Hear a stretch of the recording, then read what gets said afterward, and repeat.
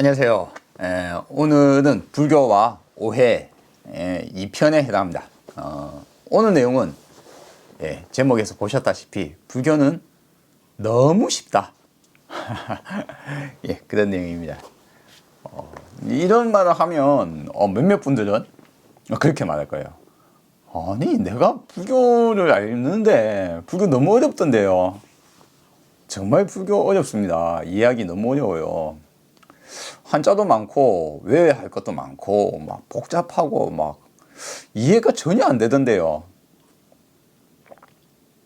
그러면 그것은 여러분은 불교를 한 게 아니고 무엇인가를 한 거예요. 그것은 여러분이 불교를 한 게 아니고 그 불교의 틀을 쓰고 있는 무엇인가를 한 겁니다. 불교는 아마 종교 사상 가장 쉬운 그런 종교입니다. 복잡한 철학 또는 뭔가 막 현란한 뭔가 기교를 부려서 막 이해를 해야 되는 어려운 그런 게 결코 아닙니다. 그러면 왜 지금 불교는 이렇게 어렵게 느껴지는가? 왜 어렵다고 생각을 하게 되는가? 첫째는 불교를 설법하거나 가르쳐 주는 사람이 제대로 알지 못하기 때문입니다. 그러니까 목적이 뭡니까? 불교를 가르쳐 준다. 목적은 뭡니까? 불교를 가르쳐 준다는 목적은 깨닫는 거죠. 혹은 내 고통을 이제 헛된 고통을 이제 안 받는 거죠. 지금 고민과 괴로움 빠져 있는 사람에게 거기서 벗어나게 스스로 벗어나게끔 도와주는 거잖아요. 자기 스스로 이제 그렇구나 해서 고통에서 벗어나도록 도와주고 행복한 삶을 살도록 도와주는 것이며 깨달아서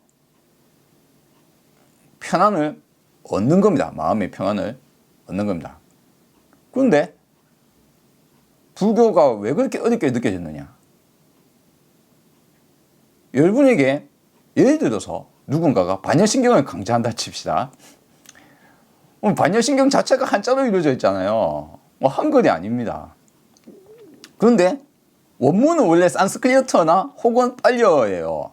고대 인도에. 그게 중국어로 한자로 번역을 하는 사람이 아주 진땀 흘리면서 번역을 했어요. 구마라집이나 혹은 이후에 현장. 이분들은 대략 5세기 내지는 6세기, 7세기 이 시대 사람들이에요. 6세기, 7세기 사람들이란 말이에요. 그러니까 500년, 600년, 700년 된 사람입니다.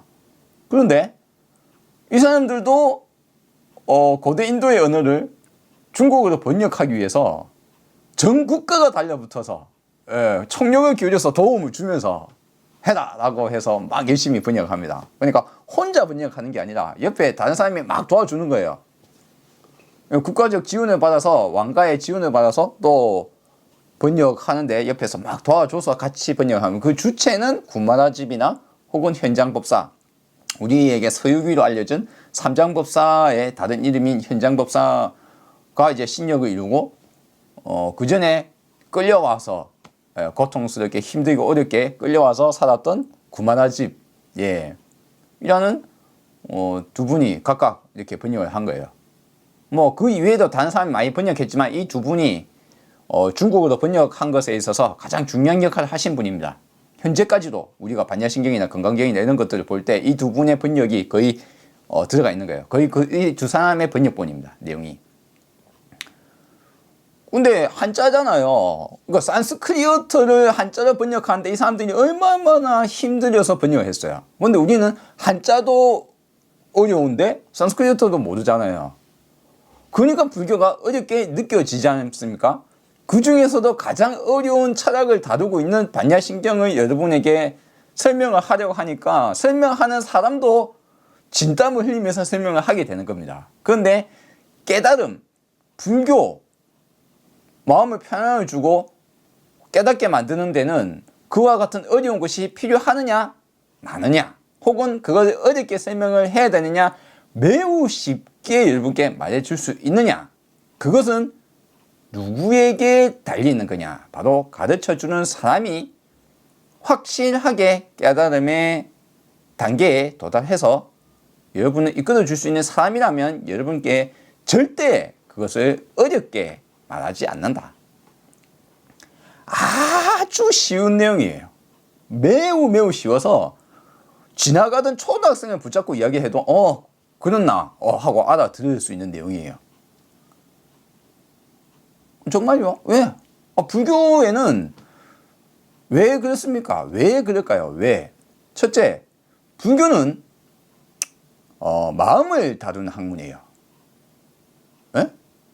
그렇다니까요. 불교는 최종적인 모습이 뭐냐면 세상은 다 그대로인데 나도 내 손가락 하나 바뀌는 게 없고 눈곱 하나 바뀌는 게 없어요. 그대로예요. 내 자신 깨닫기 전과 이후가 그대로. 세상도 그대로, 나도 그대로. 근데 뭐가 바뀌었나? 내 머릿속 사고방식과 내 마음이 바뀐 거예요. 그것밖에 없습니다.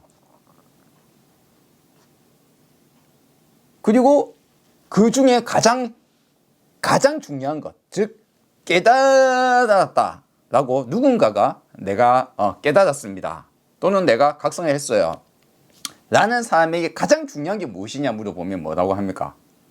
뭐라고 할까요, 여러분? 무엇이라고 깨달았다라고 했을 때 그 사람이 무엇을 핵심으로 이야기할까요? 다 내려놓는 겁니다.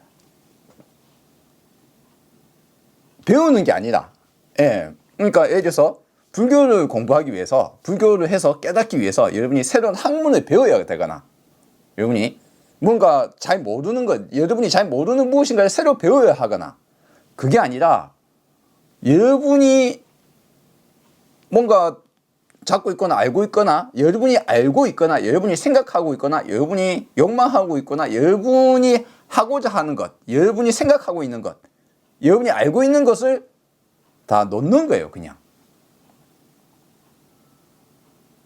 그런데 그러니까 새로 배우는 게 아무것도 없는데 거기에 어려운 게 있을 리가 없잖아요.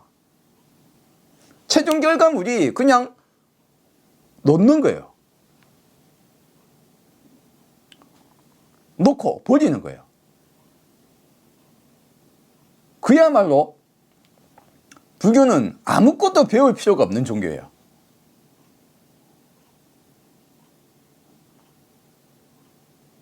그런데 왜 이렇게 어렵게 느껴집니까? 그래서 제가 하는 말이 뭐냐? 알려주는 사람이 일타 강사가 아니다. 일타 강사가 아니다. 알파부터 오메가까지 쫙 꿰뚫어서 확고하게 다 전체를 다 받아보고 나면 누군가에게 무엇인가를 이야기할 때 그것을 어렵게 이야기를 하지 않는다. 수학 강사가 수학을 가르쳐 주는데 어렵게 이야기하지 않는다. 떠듬떠듬 이야기하지 않는다. 아주 쉽게 딱딱 오케이 알겠죠? 오케이. 역사 강의 일타 강사가 강좌할 때 어렵게 이야기하는 거 봤습니까? 정말 쉽게 가르쳐 줘요. 정말 잘 가르쳐 주는 사람, 강좌 잘하는 사람, 말 잘하는 사람, 이야기 들으면 그냥 듣는 순간에 머릿속에 확 하고 다 들어옵니다. 그렇구나. 재밌고. 불교는 부처님께서 설법하실 때도 그랬어요. 왜? 부처님께서도 어려운 걸 이야기할 필요가 없으니까요. 만약 부처님께서 어렵게 이야기하고 어렵게 설법을 했다면 그때 당시에 그 수많은 사람들이 갑자기 이렇게 왜? 지식이란 것은 공유를 해야 되거든요.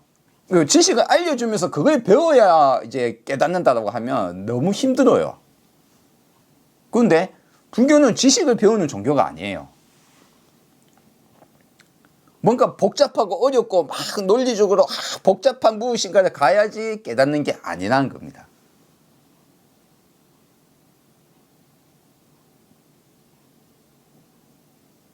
대표적인 한 예를 하나 들어볼게요. 예를. 불교의 가장 쉬운, 왜 불교가 얼마나 쉬운 것인가. 불교, 그리고 순전히 그것을 위해서 불교는 있는 거예요. 주님도 그랬습니다. 그러니까 이 내용을 한번 간단한 예제를 한번 들어봅시다. 누군가가 이제 산을 타려고 합니다. 지리산, 뭐 한국 사람이라면 지리산을 한 번쯤은 가보셨을 거라고 생각합니다. 혹시 안 가보신 분 계신가요? 한 번쯤은 가볼 만합니다. 저도 몇 번 안 가봤어요. 한 3번 갔나? 자, 지리산 타기 위해서 사람마다 다 다르겠지만 이번에는 아주 짐을 한가득 큰 짐을 큰 가방을 메었다고 가정을 할게요. 예, 큰 가방을 메고 산을 이제 탈 겁니다. 예, 산을 탈 거예요. 지리산을 탈 거예요. 타는 뭐 코스는 여러분이 타봤던 코스라 생각합시다. 뭐 짧은 코스든 긴 코스든 지리산을 타는데 이 사람은 자기가 지리산을 타고 싶어서 온 거예요. 예, 산을 좋아하고 등산을 좋아해요. 지금 지리산에 이제 등산을 하기 위해서 도착하자마자 너무 기뻐요. 정말 그냥 어느 순간 그때부터 마음이 쫙 편안하고 너무 좋은 거예요. 산을 탄다는 게. 기분 좋고 막 뭐 먹을 건지 막 같은 배낭, 큰 배낭에 텐트도 있고 뭐 여러 개 있다 칩시다. 그래서 무거운 짐을 메고 그 높은 산을 올라가는데 너무 기분이 좋고 편안하고 한 발짝 한 발짝 걷는 것도 기분 좋고 나는 냄새도 좋고 산의 풍경도 좋고 그냥 그야말로 그 사람은 이 순간 자신이 원래 지리산을 타지 않던 일상생활 속에서의 수많은 스트레스, 직장 스트레스, 가족과의 스트레스, 뭐 또는 어떤 다양한 자신이 해야 되는 것 또는 하고 싶은 것 모든 것들을 다 내려놓고 이 순간은 그를 괴롭힐 수 없잖아요. 그러니까 그는 이 순간에 여기 산에 타는 동안은 너무 편안하게 좋고 그래서 산에 싹 타는 겁니다. 산 타는 게 너무 좋아요. 그 사람은 그래서 산 꼭대기까지 올라가는 동안 정말 기분 좋게 올라가서도 기분 좋고 중간에 물을 마실 때도 기분 좋고 쉴 때도 기분 좋고 땀을 흘리는 것도 기분 좋고 올라가서 근육통 있는 것도 기분 좋고 앉아서 풍경 바라보는 것도 좋아요. 거의 처음부터 끝까지 너무 좋습니다. 자신이 원해서 왔어요. 근데 다른 사람이 있다 칩시다. 이 사람은 자신이 원하는 게 아니에요. 나는 오늘 지금 소설 보고 놀아야 되고 또는 게임을 하면서 놀아야 되고 혹은 연애를 하거나 TV를 보거나 영화를 보거나 만화책을 보거나 무엇을 하든지 간에 음악을 하거나 무엇을 하든지 간에 도심 속 생활 속에서 매우 기분 좋게 놀아야 하는 휴가철에 억지로 끌려왔어요. 끌려왔어요. 등산 쉬는데 끌려왔어요. 그러니까 내 마음은 온통 다 도시에 가 있어요. 내 마음이 온통 다 도시에 가서 그걸 하고 싶은. 근데 끌려왔어요. 오는 내내 기분이 나빠요. 차 타고 오는 내내. 도착해서 등에 콱 짐을 얹어줘요. 이 무거운 짐을 싣고 올라가란 말이야. 제발 아버지 왜 이렇게 무거운 걸 짐 좀 내려놓읍시다. 아니다, 이거 들고 와야 된다. 아버지랑 같이 왔어요. 아버지 억지로 끌고 왔어요. 올라가는데 힘들고 어렵고 다리도 아프고 막 도대체 왜 산을 왔는지 이해를 못하겠는 거야. 도대체 왜 산을 왔는지. 아니 여기 아무 즐거운 것도 없는데 왜 여기 와가지고 아무 산골짜기 산을 등산이라고 와서 공기는 좀 도시보다 깨끗하네. 올라가는 게 중간에 보니까 조금 풍경도 조금은 좋네. 꼭대기 고생해서 올라가서 보니까 여기 풍경은 좋네.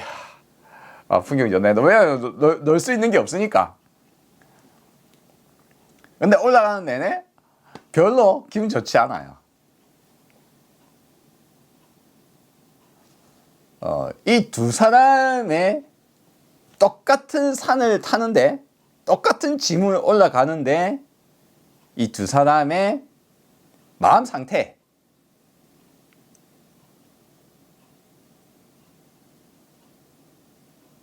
단 이거 하나만을 위한 것이 모두 불교입니다.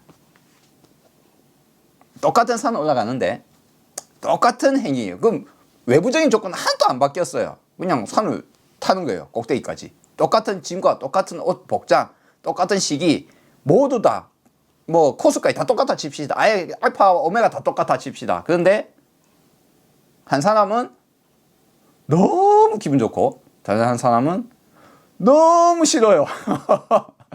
너무 고통스럽고 힘들고 어려워요. 다리에 가해지는 부담감이나 육체에 가해지는 고통도 똑같은데 마음 상태가 다르다. 내 마음이 다르다. 현상은 그대로, 현실도 그대로, 있는 그대로 하나도 바뀌지 않는데 마음이 전혀 다르다. 이걸 이렇게 표현할 수 있습니다. 누군가는 지옥이 있고 누군가는 천국이 있습니다. 누군가는 불행하고 누군가는 행복합니다. 누군가는 편안하고 누군가는 괴로워요. 누군가는 고통받고 누군가는 고통받지 않는 겁니다.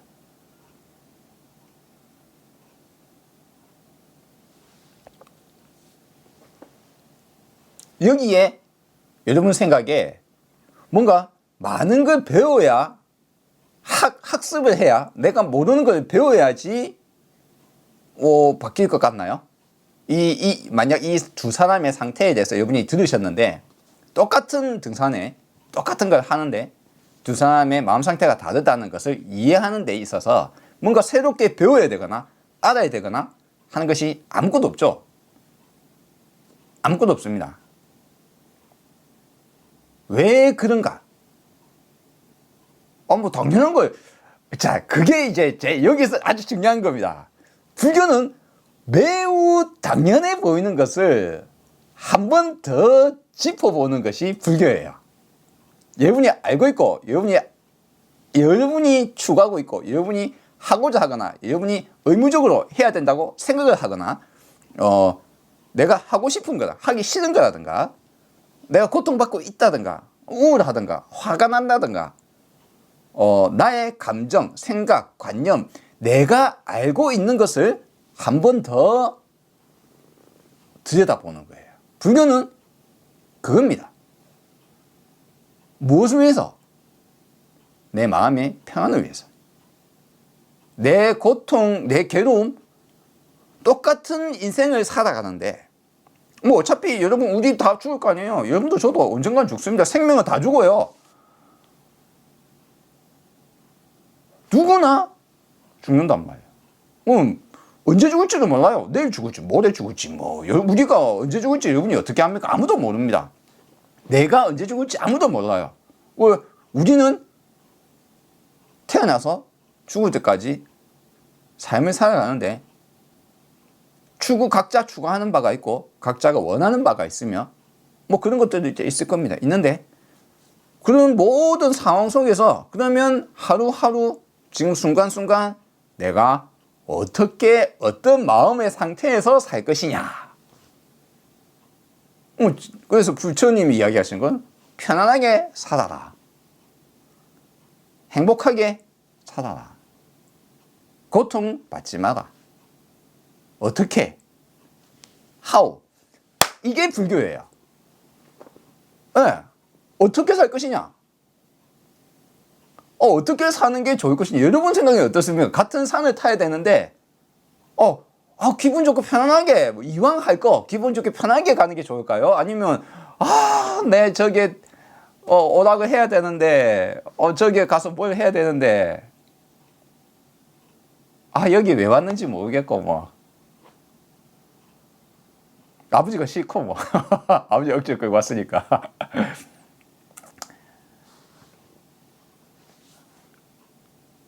불교의 알파와 오메가는 이 마음, 내 마음이 고통받는 원인을 찾고 왜 고통받느냐? 내가 집착하는 게 무엇이냐? 그걸 들여다보는 겁니다. 두 번째 이야기 할게요. 여러분이 손에 막대기를 하나 딱 쥐고 있어요. 막대기 딱 쥐고 있습니다. 여러분에게 이 막대기는 아주 소중한 막대기예요. 이 막대기는 금막대기예요. 이거 놓치면 안 돼요. 집에 갈 때까지 꼭 들고 가야 돼요. 이 금막대기 이거 오늘 팔아 먹어야 돼요. 팔아서 장사 한 미천 해야 되고 재밌는 거 즐길 수 있어요. 금막대기 꽉 잡으면 이거 놓치면 절대 안 돼요. 그게 꽉 잡고 있습니다. 근데 꽉 잡고 가다가 뚝 돌려보니까 이게 똥막대기예요. 에? 뜯어! 좀 던질 거 아니에요. 불교는 내가 잡고 있는 것이 과연 잡고 있을 가치가 있는 것인가? 아니면 더러워! 아니면 뜨거워! 더러운 거는 잡고 있을 필요 없죠. 뜨거운 거 조금 잡고 있을 필요 없죠. 그걸로 인해서 고통을 받는다면. 매우 뜨거운 건데 내가 꼭 잡아야 되겠다 생각해서 잡고 있어서 그것 때문에 고통스럽다면 좀 던져야 되죠. 이것 때문에 내가 고통받는구나. 뜨거워! 그러면 이것도 버려야 돼요. 뜨거운데 뭐 안 잡고 있어요.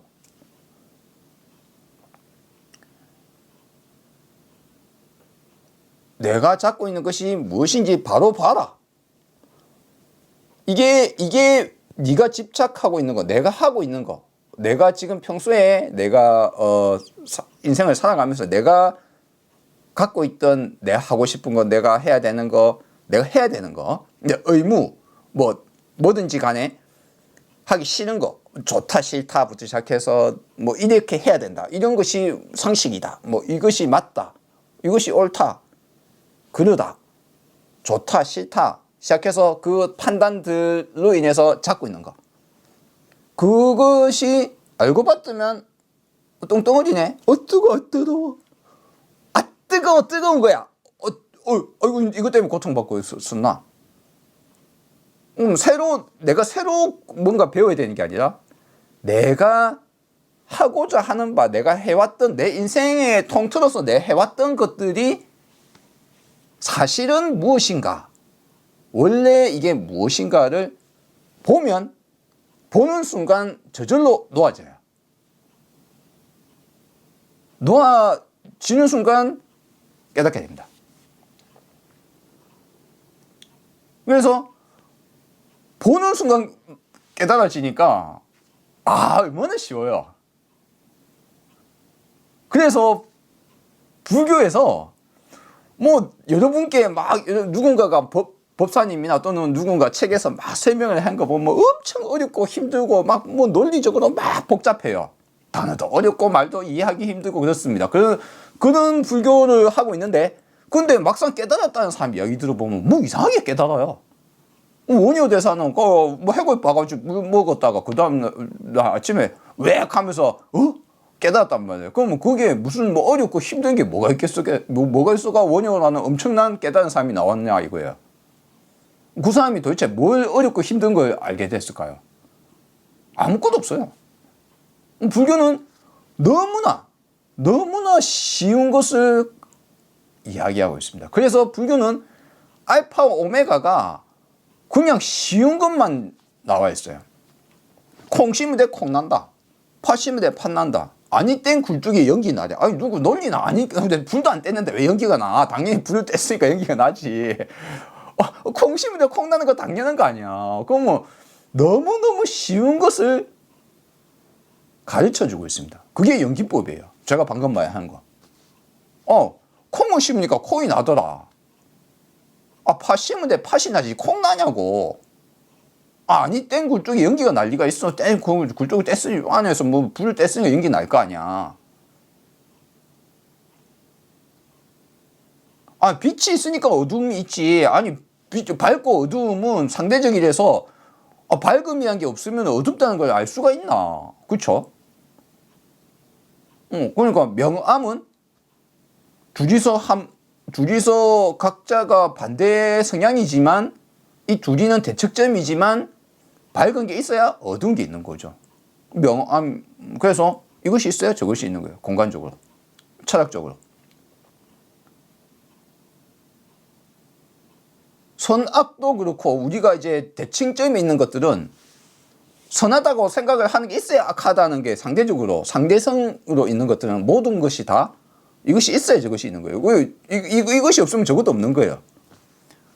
뭐 불교에는 어려운 게 하나도 없어요. 이게 방금 말한 이것이 불교 철학의 가장 기본이 되는 연기법입니다.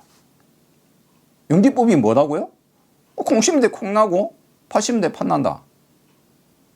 원인이 있어서 결과가 있고 이것이 연관이 있다. 이 연기법이다. 불교의 알파와 오메가가 연기법을 시작하거든요. 연기법이 너무너무 쉽잖아요. 세상에 뭐 그거 못 알아듣는 사람이 한국에 뭐 저 말고 있겠습니까? 제가 IQ 90 정도인데 제 중학교 당시에 제가 IQ 검사 해보니까 뭐 IQ 90 정도는 다 넘잖아요. 그쵸? 말만 이해하면 됩니다. 불교의 제일 핵심은 연기법인데 연기법이라는 게 그렇게 쉬운 거였어. 예.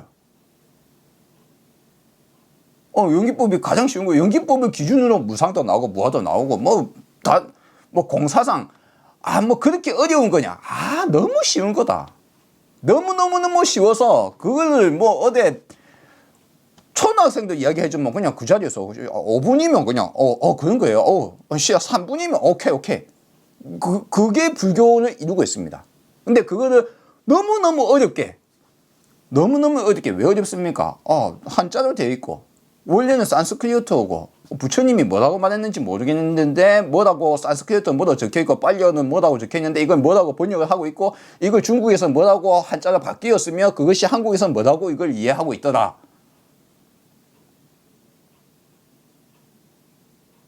장님이 코끼리를 만지는데 코끼리가 어떻게 생겼는지를 짐작하는 수준으로 가고 있으니까 이제 어려운 거예요. 어려울 수밖에 없습니다. 어려울 수밖에 없는 구조예요. 그래서 불교가 어렵게 느껴지지만 석가모니 부처님, 고타마 시다타 부처님께서 말씀을 하실 때는 너무 쉽게 설명을 하셨다. 그 속에는 어려운 것이 단 하나도 1도 없다. 머리 깎는 이발사가 부처님의 머리 깎는 이발사가 제자가 돼가지고 깨달으려면 그 사람이 뭔가 많이 알아야 깨닫는 겁니까? 똑똑해야 깨달아요? 아니잖아요. 그런 거 없어요. 야, 방 쓸고 닦아라. 쓸고 닦는다. 그것만 해. 그럼 니 깨달아. 그 사람 깨달았어요. 그리고 어떻게 깨닫나? 자, 여기서 세 번째. 자, 앞에 말씀드렸듯이 불교는 워낙 쉬운 거다. 불교는 무엇을 다룬다? 내 마음을 다루는 거기 때문에 여기는 어려운 것이 하나도 없다. 두 번째.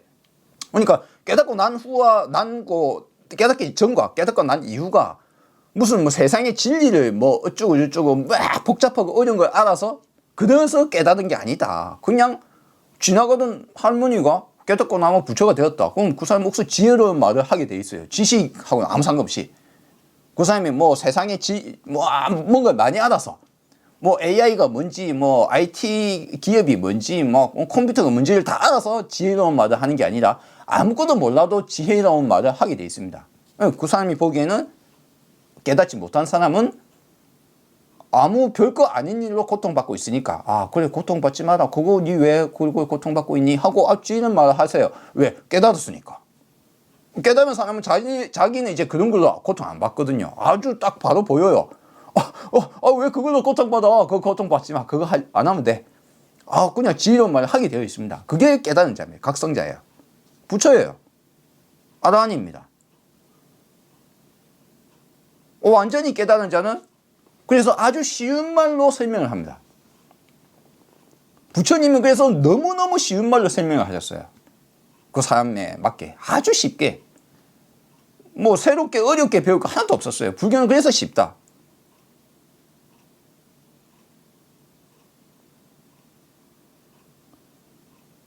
불교는 너무너무 쉬운 것이다. 근데 어렵게 되어 왔다. 이제 세 번째로 불교가 너무너무 쉬운 이유는 내가 이것이 뜨거운 거야. 너 잡고 있을 필요 없어. 라고 이야기했는데 잡고 있더란 말이죠. 근데 야, 그거 뜨거운 거라니까 하고 뜨거운 거 맞네 하고 탁 바로 알아듣는 사람은 탁 나와버려요. 그쵸? 그걸 탁 알아들었다. 알아듣는 사람은 바로 탁 나와버리죠. 오케이. 알아듣자마자 깨닫는 거예요. 관한 겁니다. 바로 본 겁니다. 그게 아니다. 그거 뜨거운 거야. 솟나? 못 넣겠는데요. 이게 뜨거운 거 맞습니까? 잘 모르겠는데요. 그러면 어떻게 해야 됩니까? 그래서 부처님은 야, 니 그 뜨거운 거를 잡고 있었는데 이것을 놓은 상태를 겪어봐. 그러면은 잡고 있을 때랑 비교했을 때 놓은 게 편하다는 것을 알 수 있어. 그렇습니까? 어떻게 합니까? 그래서 관수행 중에 지수행을 알려줍니다. 뭡니까? 지수행, 멈춤수행, 멈출 지자예요, 한자로. 멈추는 수행. 무엇을 멈추느냐? 내가 이거 잡고 있는 걸 멈추는 거예요. 그러니까 이제 내가 고통을 받고 있는 상황을 멈추는 거예요. 번뇌, 마음의 고통은 모두 번뇌와 연관되어 있죠. 그렇죠? 그걸 번뇌라고 하죠. 마음의 고통, 정신적 고통을 받고 있는 걸 네가 뭔가 하고 있어서 지금 고통받고 있어. 그러니까 그러면 잠시 고통에서 벗어나 보면 고통에서 딱 벗어나 보면 내가 왜 이걸 잡고 있었지 싶단 말이에요. 왜냐하면 이거 딱 뜨거운 것이신데 뜨겁다 했는데도 안 그냥 잡고 있었단 말이에요. 말로 못 알아듣니까. 그러면 이거 그러면 놓은 상태가 어떤지 한번 겪어봐. 겪어보는 거예요. 그게 뭡니까? 멈춘 상태예요. 멈춤 수행입니다. 그래서 멈추는 방법으로 부처님께서 다양한 방식을 알려주셨어요. 다양한 방식을 알려주셨습니다. 그 수행 방식이 그대로 남아있기 때문에 불교는 너무너무 쉬운 거예요. 정말 쉬워요. 세상에서 가장 쉬운 종교예요. 왜? 내 마음의 고통을 없앨 수 있는 지혜의 말씀과 내 마음의 고통을, 지혜의 말씀을 듣고도 내가 바로 안 놓으니까, 안 놓으면 그러면 이것을 놓은 상태를 바로 겪어보면, 겪으면서 이게 원래 네가 잡고 있었던 것이 그것 때문에 고통스럽다 하고 딱 이야기 듣는 순간 바로 그렇네 알게 되겠죠. 다른 말로 하자면 어떻게 됩니까? 내가 마음이 편안한 상태가 딱 도달하고 나면, 마음이 편안하고 고통받지 않는 상황을 탁 겪고 나면 다시 마음의 고통스러운 상태로 다시 돌아갔을 때 이래서 고통스럽구나. 자연스럽게 내가 고통받지 않은 상태로 내가 마음에 무엇을 잡고 있었다, 무엇을 추구했다는 것을 알게 만듭니다. 스스로 알게 만들어요. 그것이 멈춤 수행입니다. 지수행이에요. 지수행만으로 완전한 깨달음을 얻지는 못합니다. 즉 멈춤 수행을 하면 자연적으로 그냥 마음의 고통이 싹 사라져요. 그 순간에는. 왜냐하면 그 고통을 멈추는 수행이니까. 생각을 멈추고 고통을 멈추고 그러니까 앞에 제가 등산한 데 있잖아요. 등산을 하는데 두 사람이 등산하는데 한 사람은 기분 좋고 편안하게 등산했고, 한 사람은 내가 저 가서 뭐 해야 되는데 내가 여기 끌려와서 말이야 아버지한테 말이야 어쩌고저쩌고 막 생각과 뭐 어쩌고저쩌고 해서 마음이 심란하고 복잡하고 고통스럽잖아요. 근데 그거를 딱 멈추게 하는 거예요. 생각을 멈추고 마음에 뭔가를 여러 가지를 멈추는 순간 이 사람은 이제 더 이상 고통스럽지 않은 거예요. 마음이 편안해집니다. 그 상태에 들어가는 것이 여러분이 많이 들어봤을 명상, 메디테이션, 수행, 멈춤 수행, 좌선, 또는 여러 가지 이야기들이 들어가 있습니다. 저는 거기에 대해서 제가 영상 링크 하나 해드릴게요. 요거 수행을 하시면 됩니다. 제가 소개해드리는 제가 하는 수행이에요. 요거는. 방법론은 다양하게 있어요. 아주 다양합니다. 이걸 하는 방법은 다양해요. 대표적으로 여러분이 여러분들도 하고 계셔요. 솔직히 말해서. 부처님의 방법 말고 여러분이 마음이 복잡하면 어떻게 합니까? 내 마음이 복잡하고 고통스럽고 힘들면은 잠시 고통받지 않기 위해서 다른 걸 해요. 그게 취미생활이든 TV를 보든 낚시를 가든 등산을 가든 바이크를 타든 무엇이든지 간에 여러분의 스트레스를 푸는 무엇인가를 조금은 갖고 있습니다. 그것이 없는 사람은 좀 세상을 너무 좀 힘들어요. 근데 어쨌거나 그런 걸 갖고 있어요. 그거랑 별 큰 차이가 없어요. 다만 이쪽에서는 이 수행을 통해서 가는 것은 내가 요것이 어떤 다른 어떤 그것을 꼭 해야 된다라는 것이 아니라 뭔가 대상물이 있는 것이 아니기 때문에 그냥 아무런 그 기준이 없이 대상이 없이 마음이 편해지는 것을 겪어보는 거기 때문에 뭐 그 방법론을 따르자면 마음이 그냥 싹 편안해지고 나니까 이제 알게 되는 겁니다. 그래서 그 방법을 알려주는 거예요. 그래서 불교는 원래 뭐 알아야 깨닫는 게 아니고 또 알아야 마음이 편해지는 게 아니기 때문에 어려운 걸 알아야지 편안해진다. 그거 뭔가 좀 이상하지 않나요? 불교는 어려운 걸 알아야 편안해지는 게 아닙니다. 절대 아니에요. 어려운 걸 알아야 편안해진다. 뭐 옛날 사람은 어떻게 깨닫습니까? 요즘 사는 것처럼 복잡한 수학이나 물리학이나 뭐 컴퓨터를 알아야 똑똑 우리가 지금 더 똑똑합니까? 그럼 더 깨달아야 쉬워야 될 거 아니에요. 마음이 편안해지고 깨달음을 얻고 부처가 되는 데는 우리의 머리가 똑똑해서 되는 게 아니거든요. 이 지식이 많아서 복잡하고 어려운 걸 이해해야 부처가 되는 게 아닙니다. 놓아야 부처가 돼요. 그런데 무슨 새로운 걸 뭐 어려운 걸 배워야 됩니까? 그러니까 어려운 걸 가르쳐 주지 않는다. 불교는 어려운 게 절대 아니다. 세상에서 가장 쉽다. 왜냐하면 내가 갖고 있는 것을 놓는 거기 때문에. 뭔가 배울 거 하나도 없네. 있는 거 그냥 다 놓는 건데 무슨 새로운 걸 배워요. 두 번째, 불교는 뭐였지? 제가 설명하다가 제가 보니까 나쁜가 봐요. 하여튼 불교는 그래서 새로운 걸 배울 필요도 없고 마음 공부, 마음을 놓는 것이기 때문에 또 어려운 것도 아니며 그래요. 근데 세 번째로는 뭐냐? 그러면 이제 그렇지. 뜨거운 걸 알면은 내가 잡고 있는 게 뜨거운 걸 알면은 바로 놓잖아요. 그래서 이제 요거 뜨거운 게 네가 갖고 있는 게 뜨거운 거다. 뜨거워 하고 놓는 거잖아요. 그런데 그거를 안 되면 어떻게 하느냐? 안 되면 요거 놓은 상태를 겪어봐라. 바로 겪는 건데 뭐 그거는 뭐 또 새로 배울 게 없습니까? 그것도 아주 간단한 거예요. 매우 간단한 겁니다. 내가 무언가를 하나에 집중을 쫙 하고 있을 때는 다른 생각을 할 수가 없거든요. 사람이 아주 기본적인 우리 인간의 가장 기본적인 특징을 이용해서 우리의 마음을 편안하게 만드는 방식이에요. 그렇잖아요. 여러분이 뭔가 아주 집중해서 뭔가 하는데 다른 생각을 할 수 있나요? 못 하잖아요. 뭐 집중해서 뭔가를 하고 있으면 딴 거 못 합니다. 우리는 못 해요. 네, 이거 인간의 특징입니다. 그래서 그걸 시키는 거예요. 그거 시키는 순간 그 순간에 딱 들어가니까는 갑자기 뭐 고통스럽고 어렵고 했던 마음이나 생각들이 싹 다 날아가거든요. 그걸 편안해지는 겁니다. 갑자기. 편안해지고 나서 가만 보니까 내가 왜 저걸로 고통스러워했지? 의아해야 할 정도로 마음이 편안해요. 이걸 이제 반복하다 보면 자연스럽게 마음이 편안한 상태가 좋잖아요. 안 그렇겠어요? 생각해 보세요. 똑같이 등산을 하는데 마음 편안하고 기분 좋게 올라갔던 거다. 너무 고통스럽게 힘들고 내가 왜 왔는지 짜증나고 힘들게 올라가는 거다.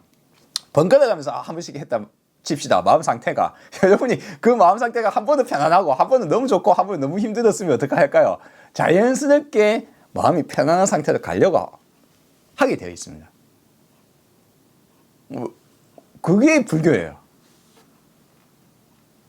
이 마음이 편안한 상태를 왜 그런지 내가 집착하고 있었던 무엇 때문에 내가 정말 고통스럽게 힘들었구나 하는 것을 하나라도 딱 해가 마음이 확 바뀌는 걸 겪어본 사람. 딱 그걸 한번 겪어보면 그게 1차 각성 상태이며 여러분이 불교의 이제 첫 발을 탁 디딘 거예요. 깨달음의 길에 이제 들어선 겁니다. 그걸 예류과라고 합니다.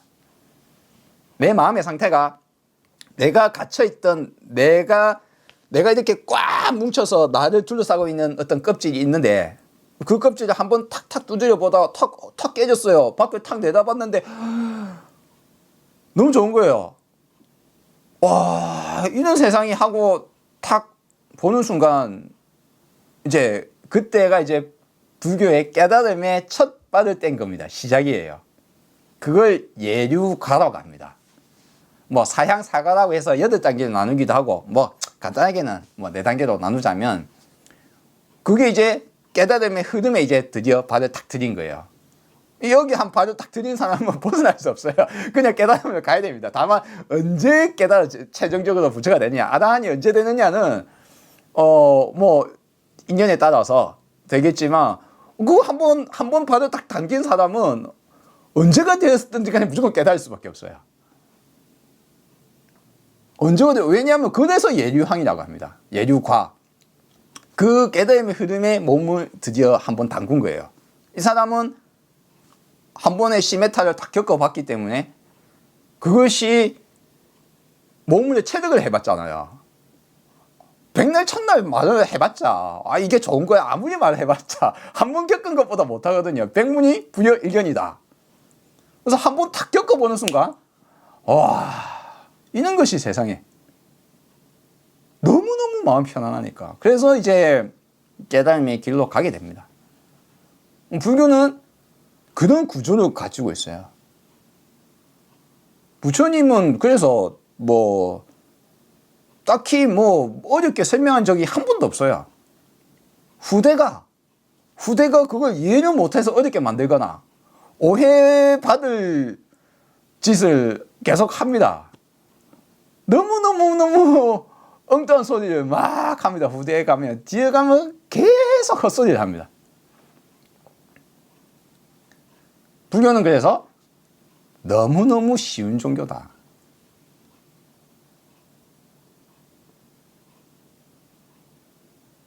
여러분이 불교에 대한 오해를 벗어 던질 수 있도록 제가 오늘 영상을 준비했고요. 그래서 너무 어렵게 불교를 접할 필요가 전혀 없다. 세상에서 가장 쉬운 것이 불교이며 마음에 관한 마음이 어떻게 해야 편안해지는가에 대한 공부예요. 즉 행복을 어떻게 해야 얻는가. 우리는 행복하게 사는 것이 어떻게 하면 행복하게 사는 것인가. 거기에 대해서 뭔가 복잡하고 어렵고 막 힘든 것을 배워야 행복해지는 게 절대 아니다. 저는 개인적으로 제 평생에 부모님의 어떤 기대감이 이렇게 등을 두르고 있었어요. 저도 이제 깨닫고 나서 알았어요. 최종적으로 마지막에 깨닫고 나서야 그걸 알았어요. 부모님의 기대.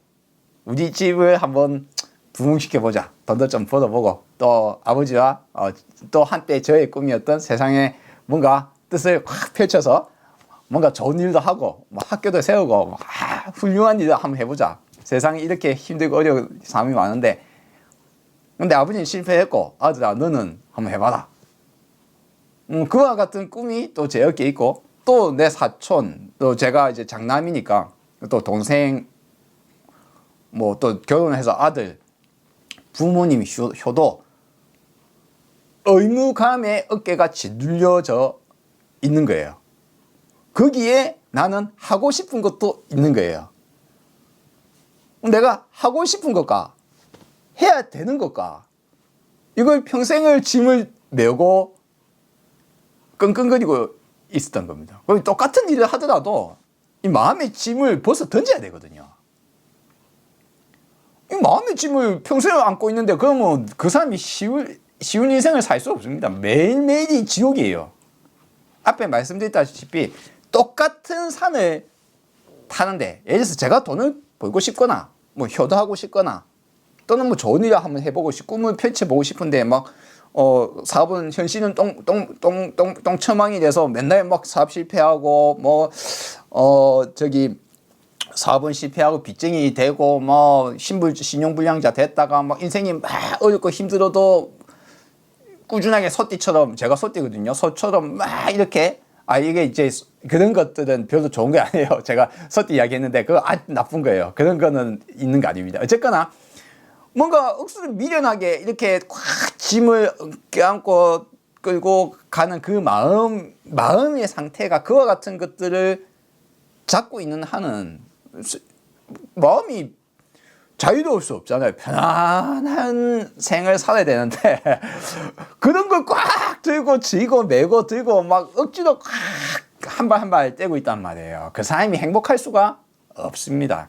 자기가 행복하지 않으니까 주변도 괴롭혀요. 그 어떤 자신의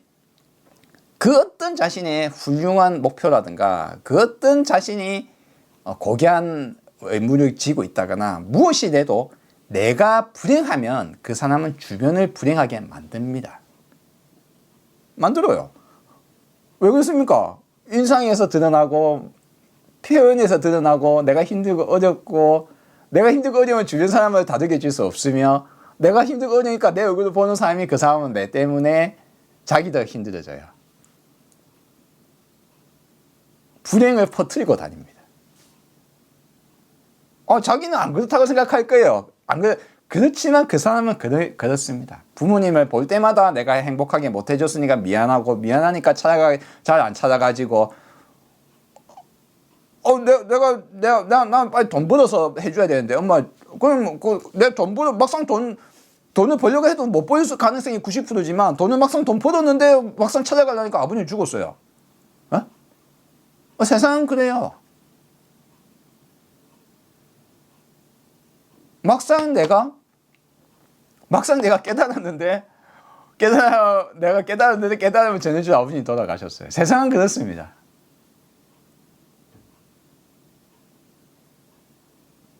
내가 편안하고 행복해야 주변을 편안하고 행복하게 해. 주변에 나는 깨달았다 생각했는데 주변에 막 괴롭힌다. 그 사람은 깨달음에 1도 못 얻었다. 혹은 너무 어중간하게 깨닫고 중간에 발을 뗐다.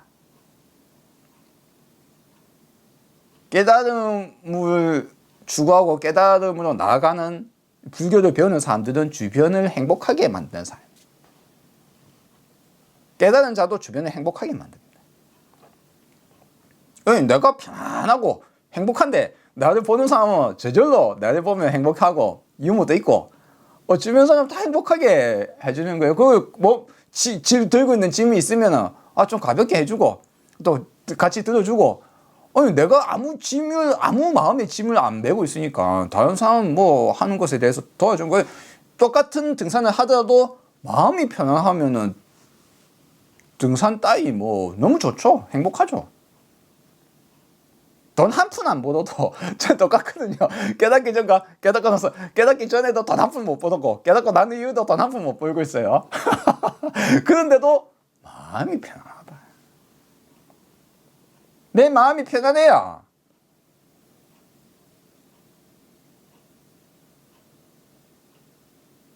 주변을 편안하게 하고 행복하게 만들 수 있습니다. 물론 깨닫고 나면 예민해져요.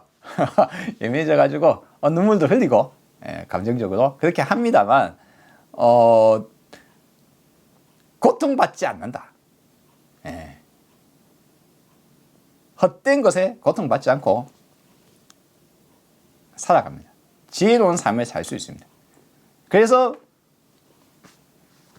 부처님의 말씀을 따르는 겁니다. 불교는 매우 쉽다. 이 세상에서 가장 쉬운 종교이자 가장 쉬운 가르침이자 단 1도 어려운 걸 배울 필요가 없는 종교입니다. 머리가 좋을 필요가 전혀 없고 지식이 높아야 필요가 전혀 없습니다. 한문 알아야 되냐? 한문 몰라도 됩니다. 다만 지금까지 불교를 한문으로 이렇게 할 수밖에 없었기 때문에 어쩔 수 없이 지금까지 우리는 그런 걸 보고 배웠고 했지만 한글이 나온 이후로 수많은 사람들은 한글로 불경을 편찬하기 위해서 노력했습니다. 심지어는 훈민정음이 만들어지자마자 월진 청강지곡부터 시작해 월진 속보 뭐 수많은 경전들이 막 다 한글화 되어 왔어요. 훈민정음 한글이 만들어지자마자 그랬어요. 게다가 지금은 한글 대장경 즉 8만 대장경을 우리 아주 훌륭하신 분들이 거기 대학에서 해가지고 한글화 온라인으로 공개는 해놨어요. 모든 경전이 한글로 읽을 수 있어요. 물론 이제 그 한글로 번역이 되어 있지만 특정 용어는 그냥 그대로 불교 용어를 그대로 써서 불교 용어를 또 배워야 됩니다. 경전을 읽기 위해서. 그래서 이제 불교 공부는 어렵다고 느낄 수도 있어요. 그런데 실질적인 불교, 즉 깨달은 사람이 말을 할 때, 전달할 때 그 사람의 말은 결코 어렵게 이야기하지 않는다. 아주 쉬운 것이 불교다. 제가 오늘 너무 강조를 많이 했는 것 같습니다. 자, 또 다음 편에 뵙겠습니다. 감사합니다.